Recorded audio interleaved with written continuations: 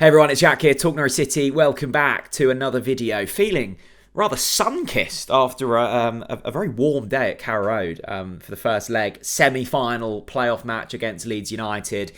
I think often with these first leg fixtures, they're nervy, they're cagey, they're scrappy. You're not wanting to give up too much of a disadvantage going into that second leg, and that's exactly what we got, not only in our game but also in the West Brom Southampton game. 2-0 nils.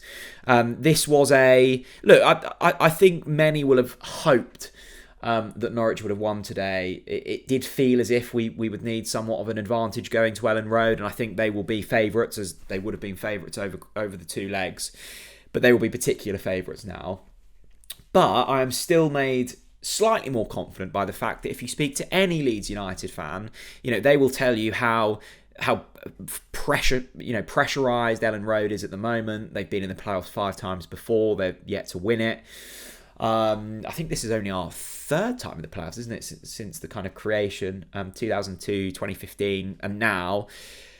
But I was pleased with the overall performance today. I wasn't delighted. I wasn't ecstatic. I won't be telling the grandkids about it in 50 years' time. Were you there for the Leeds United game?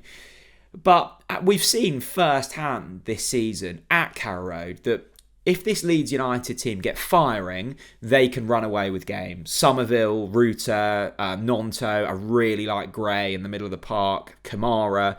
You've got Firpo, who plays incredibly high up the pitch. Like, there is talent in this side, and we know, as again, firsthand, that if Daniel Farke gets things right, then it can be incredibly dangerous. And that didn't happen today. We kept Leeds at bay. I thought Jack Stacey was phenomenal. Gunn had a couple of fairly simple routine saves to make. Duffy and Gibson, on the most part, did well, and I thought aerially were really powerful. Midfield, handled things well. And it was interesting, actually, that Josh Sargent kind of limped off at the end, because I was saying to the people around me, I was thinking that he just looked a little bit off colour. And look, he set such high standards this season, but so often he'll pick the ball up, and he's so good getting the ball out of his feet and running onto it, and it just wasn't falling to him today. And it was a little bit scrappy in those final thirds, and I suspect that Leeds will have a very similar kind of view on the game. I need to watch the highlights back. I think there was a refereeing decision. It may well have just been outside of the box, but it did look like a penalty early on for Leeds. It may well have been outside of the box. Look, there were a couple of half chances. In terms of Norwich, I think the Sargent header down the river end looked good. Sarah, the cutback, it was slightly behind him. Maybe could have got it at least on target. But, this wasn't a game flooded with chances. This was a game battled out in the middle of the park. I don't think either side wanted to give up too much possession. I don't think either side wanting to really take the game. Because as we say, Leeds are incredibly dangerous on the counter-attack. That would have been in the back of the minds of the Norwich players.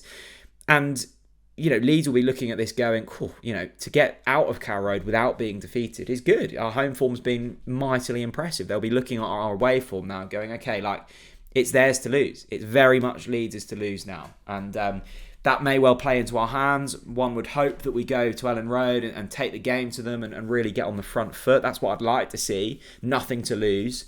The kind of late charge from us into the playoffs does change the dynamic of thinking slightly. And I was with the brilliant Wes Hoolahan, who I'm still starstruck by even now. I just love that bloke pre-match, and we were talking about, obviously, the last time we were in the playoffs, Wes was playing and the goal against Ipswich and stuff. We were expected to win that game. Maybe not so much the final, but we were expected to win the semi-finals. It's not like that this time. There is the expectation surrounds Leeds United, and I actually quite like that. It takes the pressure off the players. And hopefully, Wagner can tactically outsmart Daniel Farke. He's won the playoffs before. He's done it with a 0-0 draw in the first leg of a semi-final. I mean, history is looking sweet on David Wagner at the moment. So, it would be great now to go to Ellen Road next Thursday and take the game to them. It will be fascinating to see how Leeds line up, because, as I mentioned, the mood around that place at the moment is one, I think, of a slight nervous energy. So that will be fascinating. The big thing now is all around Josh Sargent's fitness. Now, Wagner seemed quietly optimistic that he will feature next week.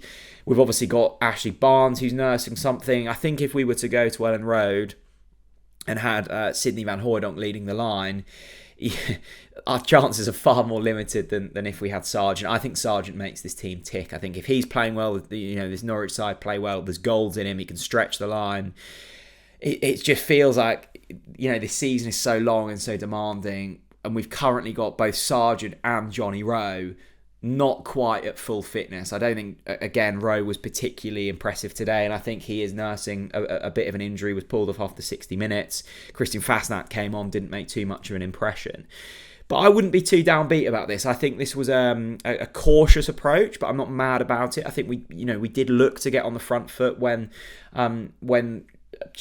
time allowed. It certainly wasn't a negative performance. I think the first 20 minutes we may be disappointed we didn't score in that. We were on the front foot. Leeds were quiet, and I think they expected a Norwich goal to come. It didn't, but actually in the end, this is now a one-game knockout match for the chance to get back into the Premier League and set up an opportunity at Wembley.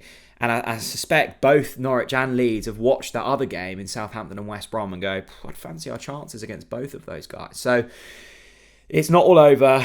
We've now just got to nervously wait and hope that the injury to Josh Sargent isn't too serious.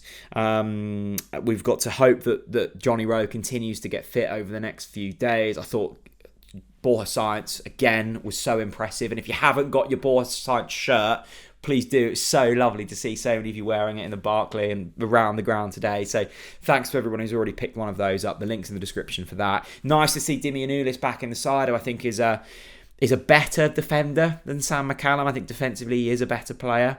But yeah, I'm still feeling upbeat. It wasn't perfect. Of course, I would have loved to have won this game, but we go into Ellen Road with it all to play for, and actually, that's all you could do. That's all you can do. And I'm sure Leeds would have been going, we could have scored one or two there, and maybe they see this as an opportunity missed as well. So it's all to play for. As you can tell, I'm feeling a bit nervous, but it should all be good. Let me know what you thought down in the comment section below, and I'll see you all at Ellen Road for the big one next week.